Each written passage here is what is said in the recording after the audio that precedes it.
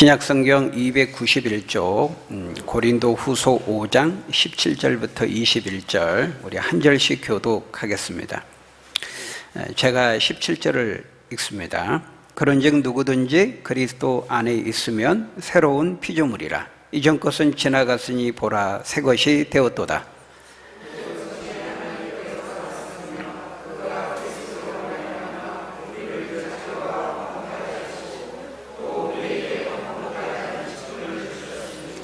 곧 하나님께서 그리스도 안에 계시사 세상을 자기와 화목하게 하시며 그들의 죄를 그들에게 돌리지 아니하시고 화목하게 하는 말씀을 우리에게 부탁하셨느니라.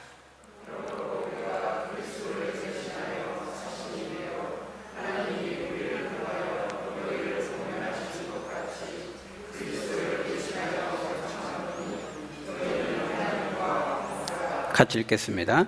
하나님이 죄를 알지도 못하신 이를 우리를 대신하여 죄로 삼으신 것은 우리로 하여금 그 안에서 하나님의 의가 되게 하려 하심이라.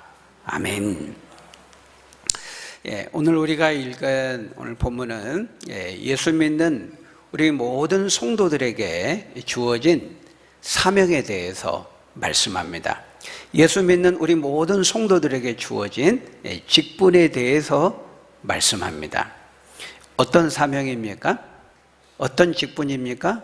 여기 보니까 화목하게 하는 직분이라 이렇게 말하고 있어요. 읽은 18절에 보니까 모든 것이 하나님께로서 났으며 그가 그리스도로 말미암아 우리를 자기와 화목하게 하시고 또 우리에게 화목하게 하는 직분을 주셨으니 그렇게 말씀합니다. 여러분 이 말씀을 보면은 순서에 대해서 말씀합니다. 순서가 있다는 것입니다. 거기 보니까 먼저 그가 즉 하나님이 예수 그리스도로 말미암아 먼저 우리를 화목하게 하시고 그 다음에 화목하게 된 우리에게 뭘 주세요? 화목하게 하는 직분을 주셔서 다른 사람도 화목하게 하라는 것입니다. 그러니까 이 화목하게 하는 직분과 사명을 감당하기 위해서는 뭐가 먼저 필요하다는 거예요?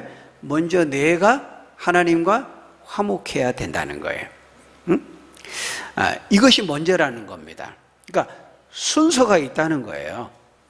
화목하게 한 자가 화목하게 할 수 있기 때문입니다.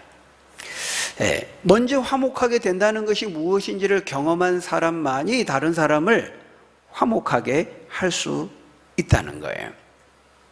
여러분이 하나님과 화목하게 한다 그랬는데 하나님과 화목하게 되는 것이 무엇일까요? 바로 그 17절 말씀에 보면 그게 뭐냐면은 그리스도 안에서 새로운 피조물이 되는 것이라고 말하고 있어요. 아주 쉽게 말하면은 하나님과 화목하게 된다. 그리스도 안에 있는 것이고 그리스도 안에 새로운 피조물이 되는 것이고 예수님을 믿고 거듭나고 변화되는 것입니다. 그걸 이렇게 표현하고 있는데요. 그리스도 안에 거하고 주님을 만나고 믿고 회심하고 거듭나고 새로운 피조물로 변화되는 것. 그 새로운 피조물이 된 사람만이 다른 사람을 하나님과 화목하게 할 수 있다라는 것입니다. 우리가 지난 시간에 봤죠? 17절 말씀 누구든지라고 했습니다. 그런즉 누구든지 그리스도 안에 있으면 새로운 피조물이다. 누구도 예외가 없다는 것입니다. 누구든지 예수님을 믿고 만나고 회개하고 거듭나면 다 새로운 피조물이 된다는 거예요. 완전히 새로운 사람으로 새로운 인생으로 변화된다는 것입니다. 여러분 그때의 변화는 어떤 변화라고 했죠? 존재론적인 변화라고 했습니다. 단지 그냥 조금 술 안 먹고 담배 안 피는 외적인 한두 가지 행실이 바뀌는 그런 윤리적 수준의 변화가 아니고 그 사람의 존재 자체가 그 사람의 존재 전체가 완전히 새로워지는 변화되는 근본적인 변화라 그랬죠. 그래서 그것을 새로운 피조물, New Creation.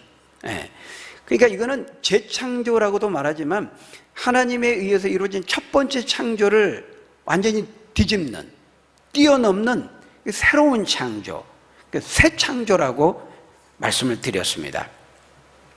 바로 이 새로운 피조물, 거듭남, 새 창조를 경험한 사람은 그 사람의 내면과 중심과 인격과 속사람이 변화되고 그 사람이 하는 말과 행실과 삶의 모든 부분에서 삶의 모든 측면에서 변화를 가져오는데 그 중에서도 지난 시간에 두 가지를 말씀을 드렸어요. 그리스도 안에 새롭게 변화된 사람에 나타나는 모습, 변화 두 가지를 말씀드렸는데요. 여러분 기억나시나요? 첫 번째가 뭐였죠? 그리스도 안에 새로운 피조물로 변화된 사람에게서 나타나는 변화. 첫 번째가 뭐였어요? 인생을 바라보는, 사람을 바라보는 눈, 삶의 관점이 바뀐다 그랬습니다. 굉장히 처음 듣는 듯한 아주 신선한 눈으로 이렇게 좋습니다. 지난 시간에 말씀드렸어요. 우리의 눈이 바뀐다. 새로운 피조물이 되면 관점이 바뀐다. 바로 앞에 그 16절에서 말씀하는 것처럼 우리가 피조물이 되기 전에는 그리스도 안에 거듭나고 새로운 하나님의 사람이 되기 전까지는 어때요? 사람을 볼 때 육신을 따라 육체의 관점에서 사람을 봤다는 거예요. 거기 보면은 육신을 따라 보고 눈에 보이는 대로 봤는데 이제부터는 그같이 알지 아니한다 이랬잖아요.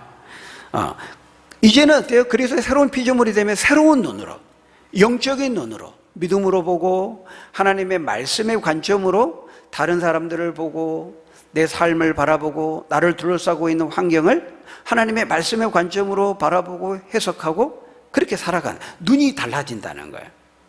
바로 이것이 삶을 바라보는 관점, 가치관, 인생관, 사후관, 내세관, 세계를 바라보는 눈, 세계관 이것이 완전히 달라지는 거예요. 이건 엄청난 변화인 겁니다. 그 신발 제조회사 똑같은 상황을 봐도 어떻게 보는지 완전히 달라질 수 있다 그랬잖아요. 우리가 어떤 눈으로 보느냐 이거 굉장히 다른 거예요. 불신앙의 눈으로 보느냐, 믿음의 눈으로 보느냐, 하나님의 말씀의 성경의 관점의 눈으로 보느냐, 그렇지 못하느냐는요 굉장히 놀라운 차이를 가져오는 것입니다. 그래서 그리스도 안에 새로운 피조물을 할 때 첫 번째 변화가 뭐라고요? 관점이 바뀐다는 거예요. 두 번째가 뭐였습니까? 두 번째는 삶의 동력이 바뀐다는 것이었어요. 우리가 인생을 살아가게 만드는 힘, 삶의 동력, 그것이 바뀐다고 했습니다. 다시 말하면 우리가 인생을 살아갈 때 무슨 힘으로 살아가느냐 하는 거예요. 여러분 예수 믿지 않는 사람들은 무슨 힘으로 살아갑니까? 돈 버는 재미로 삽니다. 또 돈 쓰는 재미로 삽니다. 육신의 정욕과 안목의 정욕과 이생의 자랑을 좇아서 살아요. 육체를 따라 육신의 즐거움과 그 쾌락과 그 행복을 좇으면서 살아요. 육신을 따라 이 세상에서 잘 되고 승진하고 일에 대한 성취감을 맛보는 그 힘으로 그런 것을 삶의 동력으로 삼고 산다는 거예요. 그렇지만 예수 믿는 우리 성도의 삶의 동력은 그런 것이 아닙니다. 내 삶의 원천, 내가 삶을 살아가게 만드는 그 동력이, 그 힘이 예수 믿고 그리스도의 새로운 피조물이 되면은 그게 바뀐다는 거예요.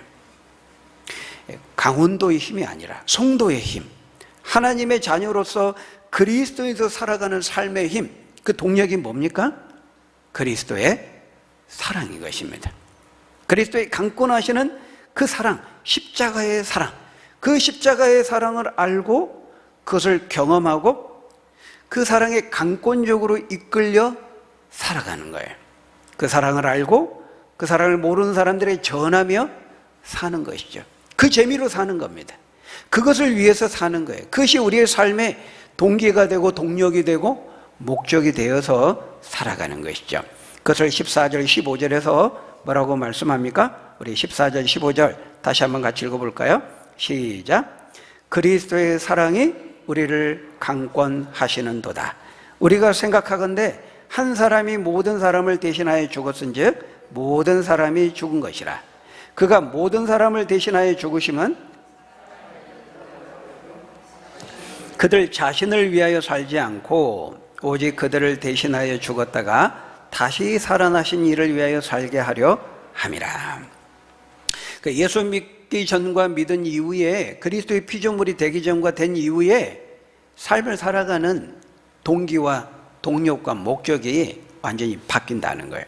여기 보니까 그리스도의 사랑이 우리 성도들의 삶을 강권한다 이렇게 말하고 있어요.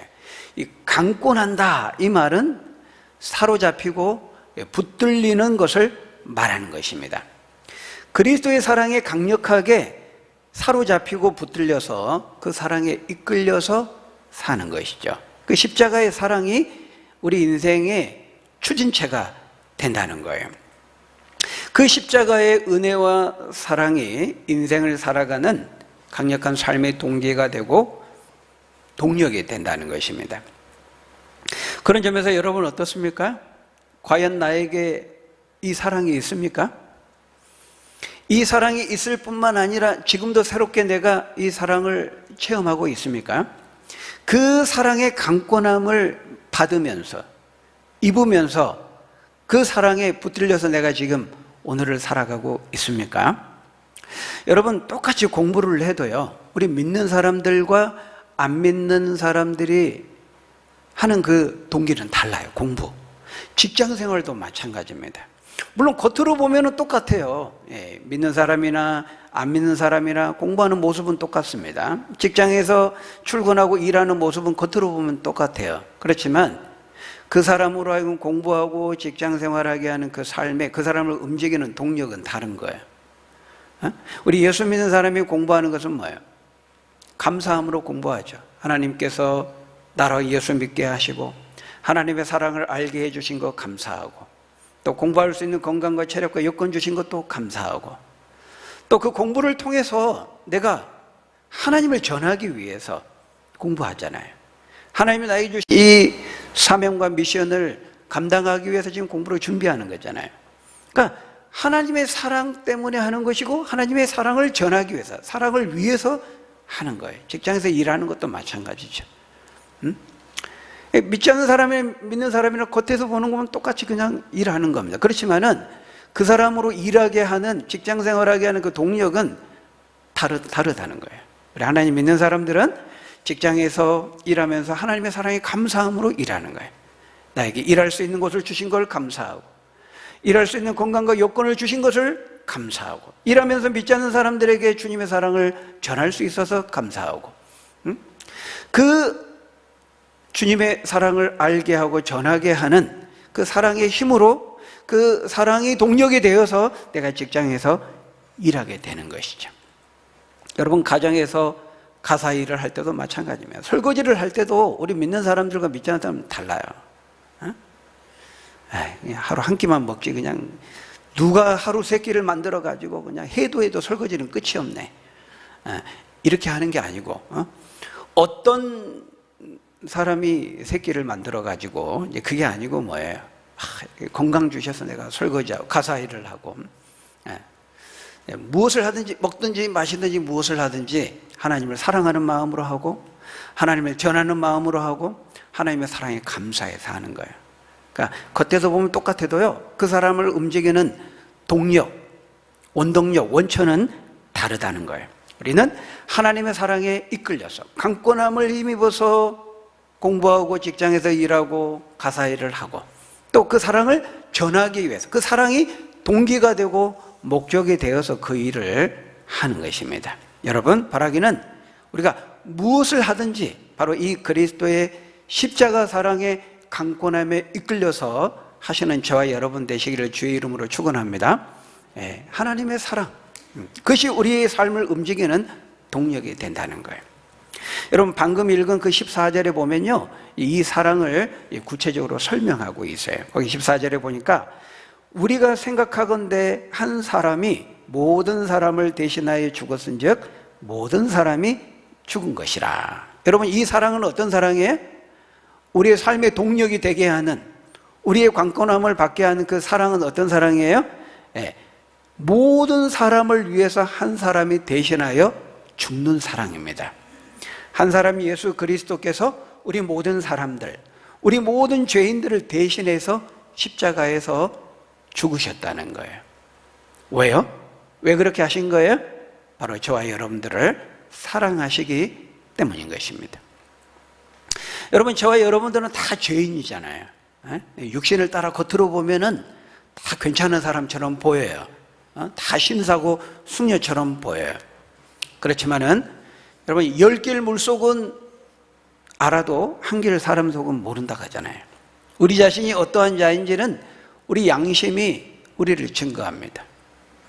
여러분 성경은 뭐라고 말씀합니까? 예레미야 17장 9절 10절에 보면은 만물보다 거짓되고 심히 부패한 것은 사람의 마음이라 누가 능히 이를 알리오마는. 모른다는 거예요. 사람들은 외모를 취하기 때문에 육신을 따라보고 겉으로 보이는 것만을 보기 때문에 모른다는 거예요. 사람은 속일 수 있을지 모르고 사람은 모를지 모르지만은 뭐라고요? 나 여호와는 심장을 살피며 폐부를 시험하고 각각 그 행위와 그의 행실대로 보응하느니라. 이렇게 말씀합니다. 하나님은 우리의 심장을 살피고 우리의 폐부까지도 다 혼이 꿰뚫어 보시는 그런 눈을 가지고 계신다는 거예요. 복음서에서 예수님이 뭐라 그랬어요? 심지어 우리의 머리카락까지도 다 세심바 되시는 하나님이시라 그랬습니다. 그 하나님은 속일 수가 없는 거예요. 여러분 우리가 지난주에 큐티 그 말씀을 통해서도 봤죠? 시편 94편 7절 9절에 보면 뭐라고 말씀합니까? 어리석은 인간들은 말하기를 여호와가 보지 못하며 야곱의 하나님이 알아차리지 못하리라 하나이다. 백성 중에 어리석은 자들아 너희는 생각하라. 무지한 자들아 너희는 언제나 지혜로울까? 귀를 지으시니가 어찌 듣지 아니하시랴. 눈을 만드시니가 어찌 보지 아니하시랴. 하나님은 하늘에서 다 하감하시고 내려보시고 굽어보시고 감찰하시기 때문에요 아신다는 거예요. 하나님은 속일 수 없다는 거예요. 심장을 살피고 폐부까지도 헤아리시는 분이라는 거예요. 하늘에서. 우리는 땅에 있고 하나님 하늘에서 어떤 정찰 위성의 그 해상도보다도 뛰어난, 비교할 수 없는 정교한 그 하나님의 그 눈, 요한계시록은 불꽃 같은 눈이라고 말하고 있어요. 하나님의 눈이 그 불꽃 같은 눈으로 우리를 보신다는 거예요. 그 하나님의 눈으로 불꽃 같은 눈으로 보실 때 우리가 얼마나 어리석고 무지하고 완악하고 이기적이고 자기중심적이고 폐역하고 불의한 자인지 하나님은 다 보시고 아시기 때문에 속일 수 없다는 거예요. 그런데 우리가 마땅히 이런 죽음 마땅한 완악한 죄인들임에도 불구하고 여러분 어때요? 그 죄를 우리에게 돌리지 않았다는 거예요. 하나님께서 우리에게 돌리지 않고 어떻게 하셨어요? 거기 보니까 한 사람 예수 그리스도께 그 죄를 전부 돌리셨다는 거예요. 그래서 우리 모든 사람들을 대신해서 예수님이 죽으시고 마땅히 죽어야 되는 우리를 대신해서 살리셨다는 것입니다. 그것을 19절에서 이렇게 말씀합니다. 우리 19절 같이 읽어볼까요? 19절 시작. 곧 하나님께서 그리스도 안에 계시사 세상을 자기와 화목하게 하시며 그들의 죄를 그들에게 돌리지 아니하시고 화목하게 하는 말씀을 우리에게 부탁하셨느니라. 여기 보니까요 그들의 죄를 그들에게 돌리지 않았다는 거예요. 저와 여러분의 죄를 우리들에게 돌리지 않았다는 거예요. 여러분 만일요 우리가 죄를 지을 때마다 즉시로 우리에게 그 죄를 돌렸다면 그 죄에 대한 책임과 형벌을 즉각 물으셨다면요 그 하나님의 심판과 보응 앞에 지금까지 살아있을 사람은 우리 중에 아무도 없는 것입니다. 하나님께 그렇게 하지 않으셨다는 거예요. 우리의 죄를 우리에게 돌리지 않고 예수 그리스도께 돌리셨다는 거예요. 왜 그렇게 하셨죠? 우리를 불쌍히 여기시고 긍휼히 여기시고 우리를 사랑하셨기 때문이라는 것이죠. 여러분 나를 향하신 그 그리스도의 십자가의 사랑, 그 사랑을 오늘 본문은 어떻게 설명하고 있어요? 그 사랑이 어떤 사랑이라는 거예요? 하나님과 우리를 화목하게 만든 사랑이라고 말하고 있어요. 십자가의 사랑은 우리를 하나님과 화목하게 만든 사랑이라고 말하고 있어요.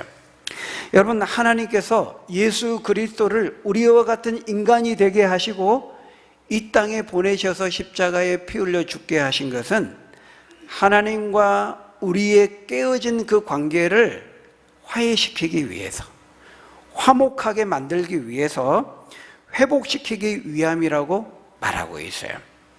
하나님과 우리의 그 파괴된 관계를 온전케 하고 회복시키고 화목하게 하고 화평케 하기 위해서 예수님을 이 땅에 보내시고 죽게 하셨다는 거예요. 그러니까 그 십자가의 사랑을 관계의 회복으로 지금 말씀하고 있는 거예요. 관계의 회복. 여러분, 인간이 살아간다는 것은 뭘까요? 인생이란 뭘까요? 뭐 여러 가지로 물론 설명할 수 있겠습니다만은 여러분, 관계인 것입니다. 사람이 살아간다는 것은 관계를 맺고 살아가는 거예요. 그런 점에서 여러분이 관계라는 것은 우리 인생에서 어쩌면 가장 중요한 것인지도 몰라요. 관계. 여러분, 우리가 이 땅에 얼마나 많은 관계가 있습니까? 그렇죠? 부모와 자식 간의 관계, 부부와의 관계, 직장에서의 상사와의 관계, 동료와의 관계, 친구 관계, 학교에서 선생님과의 관계, 또 뽀삐와의 관계, 집에서 애완견과의 관계, 나라와의 관계, 나를 둘러싸고 있는 자연 환경과의 관계. 우리 인생이라는 것은 이렇게 수많은 관계 속에서 우리가 살아가는데요, 그 모든 관계 속에서 가장 중요한 것 두 가지를 말하란다면, 첫 번째는 하나님과의 관계인 것입니다. 하나님과의 관계. 위로 하나님과 맺는 수직적인 관계, 이게 첫 번째고, 두 번째는 수평적으로 우리가 다른 이웃과 사람과의 맺는 관계인 것입니다. 그런데요, 여러분, 우리가 죄를 범함으로 인해서 어떻게 됐어요? 하나님과의 이 수직적인 관계가 깨어지고 파괴되었다는 것입니다. 먼저 하나님과 이 수직적인 관계가 깨어지니까요, 그 다음 수순으로 자연스럽게 어떻게 돼요? 수평적으로 사람들과의 관계도 깨어지게 되는 것이죠. 그래서 하나님과의 관계가 깨어짐으로 인해서 이 땅에 있는 모든 관계의 문제와 어려움이 생기게 된 것입니다. 이 땅에 있는 모든 관계가 뒤죽박죽이 되고 비정상이 되고 비틀어지고 뒤틀리는 그런 관계가 되었다는 거예요. 왜 그렇게 부부가 싸울까요? 첫 번째 근본적인 원인은 그가 하나님과의 관계가 깨어져 있기 때문에 그래요. 성경은 그렇게 진단합니다. 왜 그렇게 여야가 그렇게 싸울까요? 만나기만 하면 못 잡아먹어서 안달입니다. 왜 그렇게 남북한이 싸울까요? 왜 우크라이나와 우크라이나, 러시아, 저는 우크라이나, 크로아티아 잠깐 헷갈려가지고, 왜 그렇게 사람들이 싸울까요?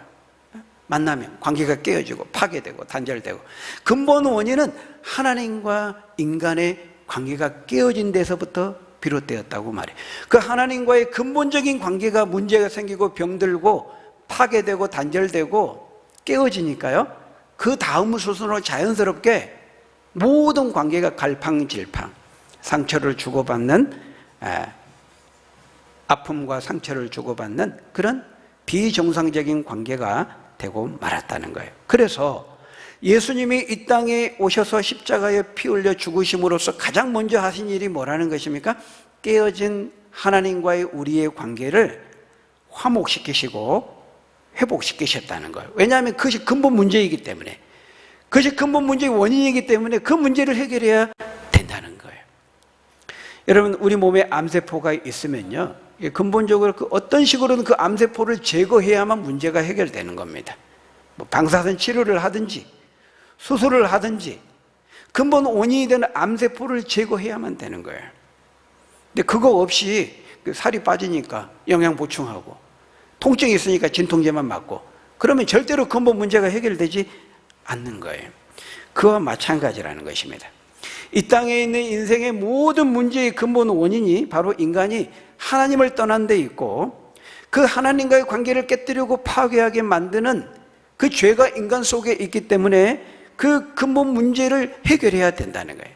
그 근본 문제를 외면한 채 다른 방식, 다른 방법으로는 절대로 그 문제를 해결할 수 없다는 거예요. 그래서 예수님이 이 땅에 오셔서 가장 먼저 하신 일은 바로 깨어진 하나님과의 관계를 회복시키고 화목하게 하신 것이죠. 여러분, 우리가 에덴 동산으로 거슬러 올라가 보면요, 여러분, 하나님과의, 아담의 그 인간과의 관계가 깨어지는 장면을 한번 보십시오. 하나님께서 에덴 동산에서 아담에게 말씀했어요. 동산 중앙에 있는 모든 나무의 열매는 네 마음대로 먹어도 좋지만은 저 중앙에 있는 저 하나의 열매, 선악을 알게 나무의 열매만은 먹지 말라. 먹는 날에는 반드시 죽으리라 그랬잖아요. 아담이 예라고 동의했습니다. 오늘 성경에 예라고 동의한 장면은 없어요. 생략되어 있을 뿐입니다. 하나님이 명령했을 때요, 아담이 싫은데요, 못하는데요, 거부하지 않았어요. 동의했어요. 그래서 하나님과 아담이 맺은 언약이라고 말하는, 서로 약속한 거예요. 근데 이거는 죽음으로 맹세를 한 겁니다. 죽음으로 약속을 한 거예요. 그런데 그 언약을 깨뜨리기 전에는 어땠어요? 하나님께서 아담아 부르면은 아담이 예, 하나님 부르셨나요? 하고 기쁨으로 뛰어나갔잖아요. 근데 죄를 범한 다음에 어떻게 했죠? 하나님이 아담을 찾으러 가서 아담아 네가 어디 있느냐니까 아담이 어떻게 했어요? 그 나무 뒤에 두려워서 숨었습니다. 관계가 깨진 거예요. 단절된 거예요. 예. 집에서 뽀삐가 사고 치면 어떻게 합니까? 지도새도 모르게 어딘가 숨어 있어요. 안 나와요. 뽀삐야 불러도 안 나옵니다. 예, 뭐 화분을 엎고 뭐 침대에 똥을 싸고 그러면 지도 알거든요. 예, 딱 숨는 겁니다. 두려워서. 그러니까 하나님과 인간의 관계가 그렇게 된 거예요. 바로 이렇게 이때 하나님과 깨어진 관계를요, 성경은 얼마나 심각하게 말씀하냐면은 로마서 5장 10절에 보면은 하나님과 깨어진 인간의 관계를 원수된 관계 그렇게 말씀하고 있어요. 곧 우리가 원수 되었을 때에 그의 아들의 죽으심으로 말미암아 하나님과 화목하게 되었은즉, 예. 하나님과 우리의 관계가요 원수된 관계라고 말하고 있어요. 하나님의 진노의 대상이 되고 심판의 대상이 되었다는 것입니다. 원수된 관계가 되었다는 거예요. 그 좋았던 관계가 원수된 관계로 나락으로 떨어지게 된 거예요. 여러분, 부부 사이가요 그렇게 친밀하고 좋지만은 부부 사이가 틀어지고 이게 그 신뢰가 깨어지면요 원수 관계가 되는 것입니다. 신뢰가 깊을수록요 그것이 깨어지면은요 그 충격과 배신의 아픔과 상처는 다른 어떤 관계보다 훨씬 큰 거예요. 그만큼 신뢰와 그 친밀함이 크면 클수록 그런 것입니다. 여러분, 바로 우리 하나님과 우리 인간의 관계가 그러했다는 거예요. 신랑 되신 하나님과 우리는 신부로서의 언약 관계를 맺었기 때문이죠. 당신만을 바라보며 당신만을 위해서 내가 평생을 헌신하겠습니다. 그렇게 약속을 하고 언약을 맺었는데 그것을 저버린 것입니다. 배반한 것이죠. 다른 것은 다 먹어도 저 금단의 열매, 중앙에 있는 선악을 알게 나무를 먹지 말라. 먹으면 너 정녕 죽는다. 예, 그렇게 하겠습니다. 죽음으로써 약속을 한 겁니다. 네, 그런데 그것을 깨뜨린 거예요. 죽음으로써 맹세한 약속을 저버린 것이죠. 그러니까 하나님과 원수된 관계가 되고 만 것이죠. 그 원수되었던 관계를 예수님이 어떻게 하셨다는 거예요? 하나님과 원수된 우리의 관계를 중간에서 중보자가 되셔서 막힌 담을 하시고 다시 하나가 되게 하신 것입니다. 그 깨어진 관계를 회복시키시고 그 파괴되고 단절된 관계를 다시 화목시키신 거예요. 근데 여러분, 여기서 중요한 것은 엄밀하게 말하면 이 모든 것을 누가 하셨어요? 누가 하신 겁니까? 하나님이 하셨다는 거예요. 물론 이제 예수님이 하셨죠. 예수님이 실행을 하셨어요.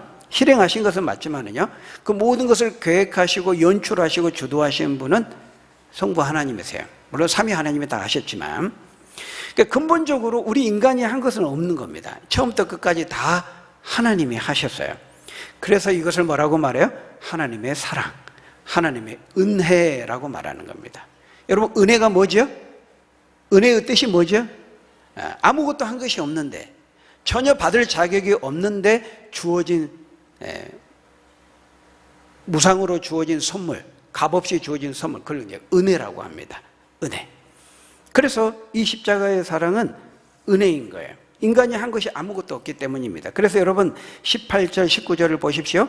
거기 보면 모든 것이 누구에게서 났다고요? 하나님께로서 났으며, 앞에 17절 말씀을 받는 겁니다. 우리를 새로운 피조물이 되고 새로운 인생이 되게 하신 그 모든 것을 우리 인간의 선행이나 뭐 윤리적인 노력이나 우리가 한 것이 아니고 다 하나님께로서 난 거예요. 하나님이 하셨다는 거예요. 자신의 독생자 하나밖에 없는 아들 그리스도로 말미암아 우리 죄인들을 자기와 화목하게 하신 것입니다.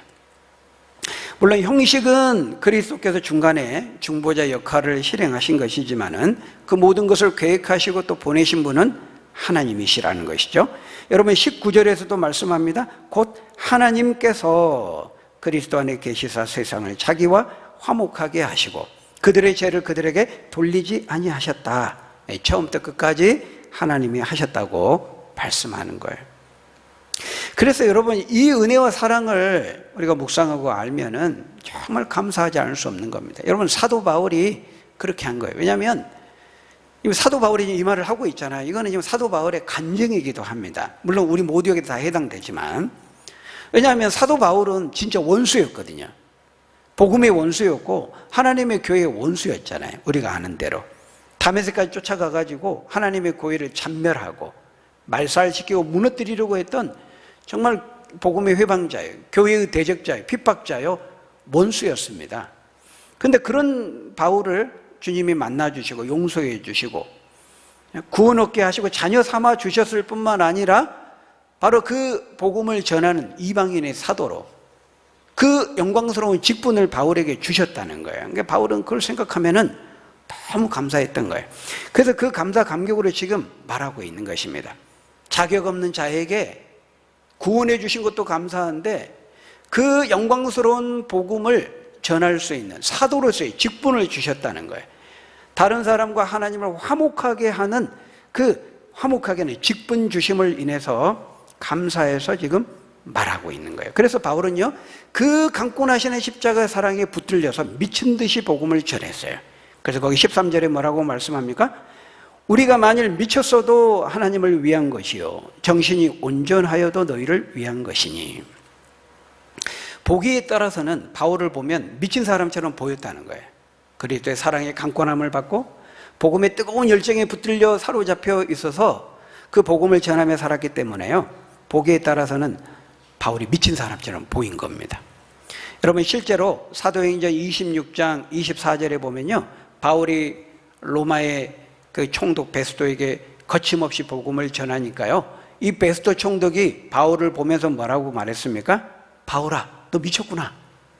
너가 정말 많이 배우고 그 엘리트고 뛰어난 학자인데 너무 많이 너의 배움이 지식이 너를 미치게 만들었구나. 이렇게 말할 정도였다는 거예요. 여러분 바로 이것이 그리스도 안에서 새로운 피조물이 된 사람에게서 나타나는 변화인 것입니다. 그리스도의 사랑에 붙들리고 그리스도의 사랑의 강권함을 입고 그 그리스도의 십자가의 사랑을 알지 못하는 사람들에게 전하며 사는 것이죠. 여러분 바로 그 그리스도의 사랑을 오늘 보면은 뭐라고 말하고 있어요? 화목하게 하는 직분, 이렇게 말하고 있어요. 십자가 사랑을 알게 하고 전하는 그 직분을 화목하게 하는 직분, 그렇게 말하고 있습니다.